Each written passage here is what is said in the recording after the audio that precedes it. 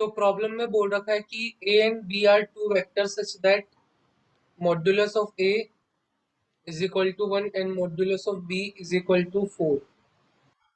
a dot b is equal to 2 and c vector इस तरीके से दे रखा है। सो अपन को एंगल फाइंड आउट करना है between b and c vector. तो देखते हैं इसको कैसे कर सकते हैं। तो अपन को मॉड्यूलस ऑफ a वेक्टर यहाँ पर 1 दे रखा है and modulus of b vector यहाँ पर अपन को 4 दे रखा है। a vector and b vector का डॉट प्रोडक्ट 2 दे रखा है एंड c वेक्टर यहाँ पर अपन को 2 times a vector cross b vector minus 3 times b vector दे रखा है।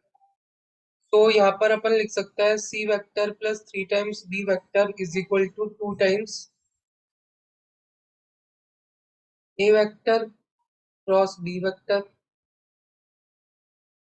सो a डॉट b वेक्टर 2 है। सो यहाँ पे modulus of a modulus of b cos theta की वैल्यू 2 है।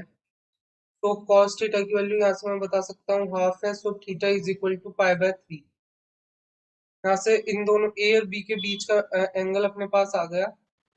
अब मैं क्या करता हूँ, या दोनों तरफ मॉड्यूलस ले लेता हूँ। तो ये हो जाएगा मॉड्यूलस ऑफ c का whole square plus 9 times modulus of b का whole square plus 6 times angle between c vector and b vector is equal to, यहाँ पर अपने पास हो जाएगा 4 टाइम्स मॉड्यूलस ऑफ a का whole square modulus of b का whole square sine square theta. Cross product है यहाँ पर सिंपल। तो मॉड्यूलस ऑफ c का whole square modulus of b अपन को दे रखा है 4, सो ये 16 हो जाएगा एंड ये यहाँ पर 6 times c vector dot b vector और यहाँ पर अपन 4 multiply by 1 multiply by 16 multiply by sine square theta. तो a एंड b वेक्टर के बीच का एंगल अपन ने निकाल ही लिया था, theta equal to pi by 3 आया था। तो यहाँ पे रखेंगे, सो इसकी जगह ये 3/4 हो जाएगा। सो 4 से 4 कैंसिल होकर ये 48 आ जाएगा। 48 आ गया ये अपने पास। तो यहाँ पर मैं लिख सकता हूँ मॉड्यूलस ऑफ c का होल स्क्वायर 144 में से 48 गया तो यहाँ पे 96 बचेगा plus 6 times c vector multiply by b vector is equal to 0।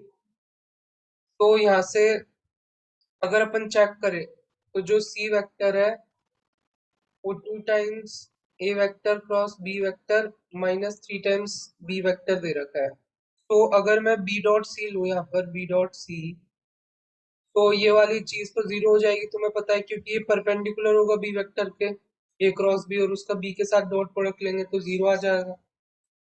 And यहाँ पे minus 3 times modulus of b का whole square, so minus 3 times ये 16 हो जाएगा। सो ये माइनस का 48 आ जाएगा।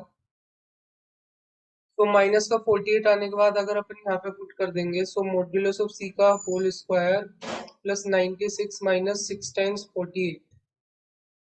तो ये यहाँ पर अपने पास इसको 48 टाइम्स 2 लिख सकता है। सो ये इधर सब कुछ ओके, मॉड्यूलस ऑफ c का होल स्क्वायर 48 टाइम्स 4 आ जाएगा, जो कि मॉड्यूलस ऑफ c का होल स्क्वायर यहाँ पे अपने पास 192 आ जाएगा। तो ये 192 आ गया अपने पास।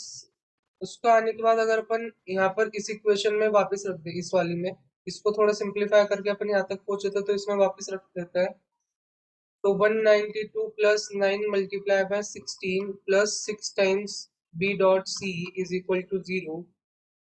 तो यहाँ से अगर देखोगे तो b dot c is equal to minus 288 divided by 6, ये इतना आ रहा है। और यहाँ पर भी इनके बीच के एंगल को मैं cos अल्फा बोल देता हूँ। फिर माइनस का 288 divided by 6 modulus of c अभी अपन ने निकाला था रूट ऑफ 192 आ जाएगा एंड मॉड्यूलस ऑफ b 4 दे रखा है। रूट ऑफ 192 को तुम किस तरीके से लिख सकते हो, 8√3 लिख सकते हो। तो इसको 8√3 लिख सकते हो, तो यहाँ पे सिंप्लीफाई करता है।